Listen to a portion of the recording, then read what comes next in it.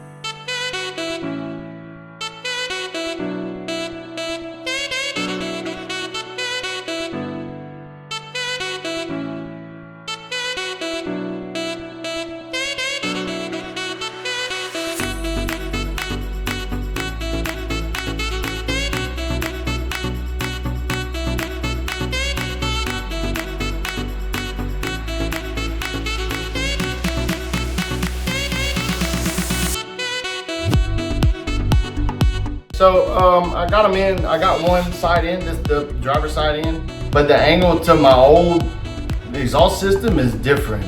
So these are like mid-length headers to give me more ground clearance, instead of some long tube headers that, you know, it makes up like this. So an angle like this, I can get it close enough, but I can't get the angle right.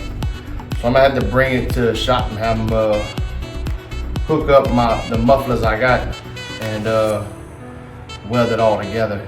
But I'm gonna flip it around and start on the other side, and then so this is the driver's side header. As you can see, it's real rusty and crusty, you know, like it's been sitting up. Looks like they had a little bit of curb rash right there. I mean, it's like somebody made these. Look at it.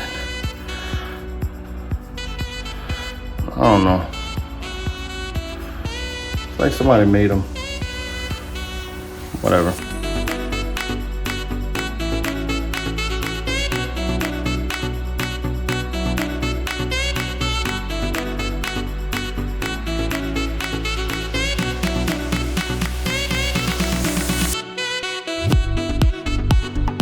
So that number is 3872702. So apparently I don't have a 454, I have a 427 or a 396. Or they could have just slapped these heads on a 454. I don't know why they would do that, but there's a lot of things on here I don't know why they would do. Look at me, I look like a mess. Okay, so my alternator was sitting crooked a little bit. So I ordered this billet kit from ICT. Little bracket, little alternator bracket and stuff. Got a little turnbuckle to tighten everything up.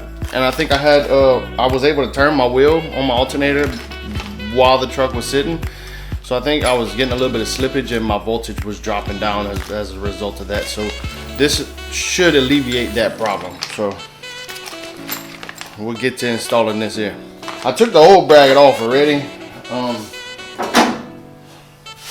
That's what was on there originally. I don't know if this is a standard part, but I don't think it is because my thermostat housing has a bolt in it and it doesn't go down all the way, because I'm thinking this was...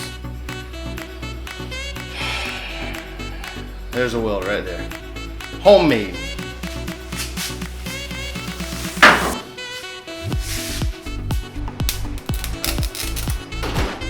Shocking experience.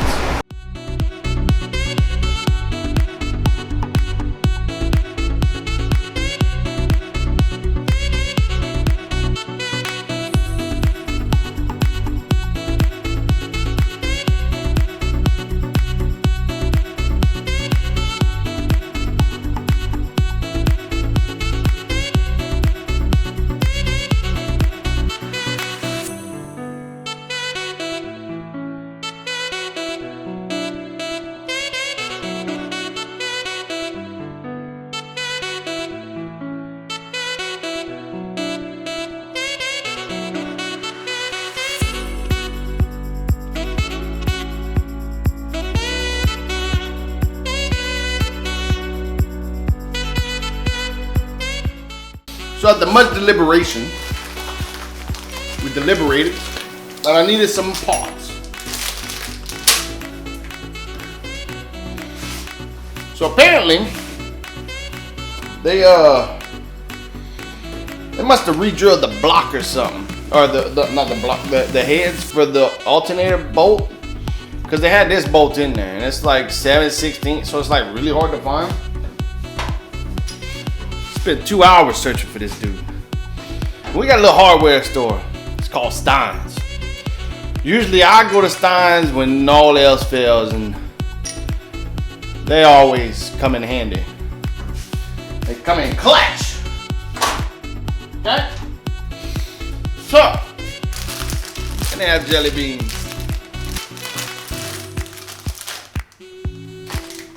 I'm a fan of jelly beans.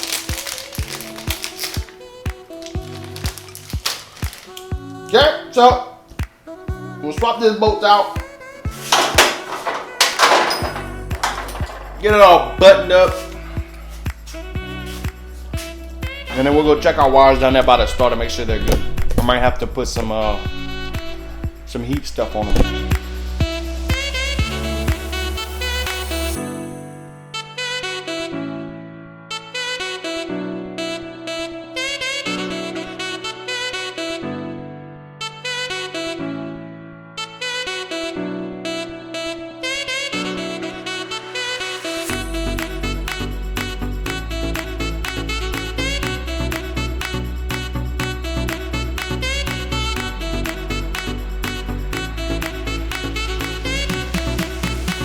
Alright, so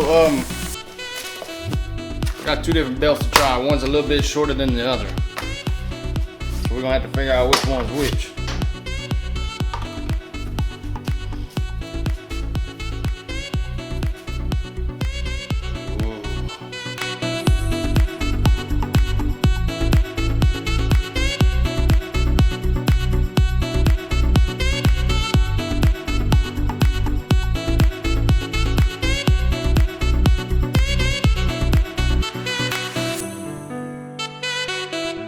I just want to finish this. All right, so I got another belt, a little bit smaller.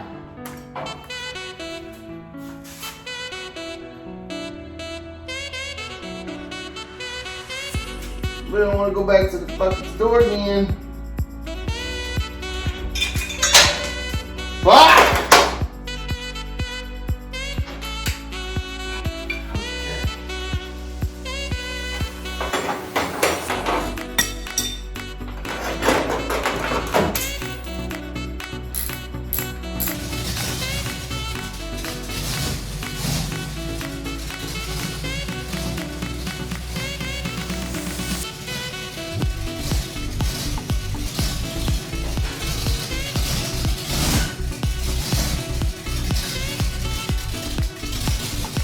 So this is the old header. This is the reason why.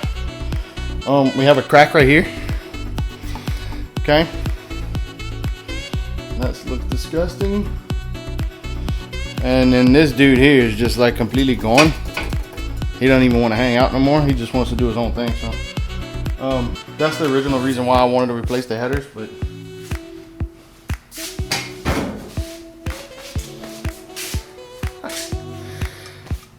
stay tuned. We'll get it to exhaust shop and get a line. That should be a fun drive to the exhaust shop. So thank y'all for watching.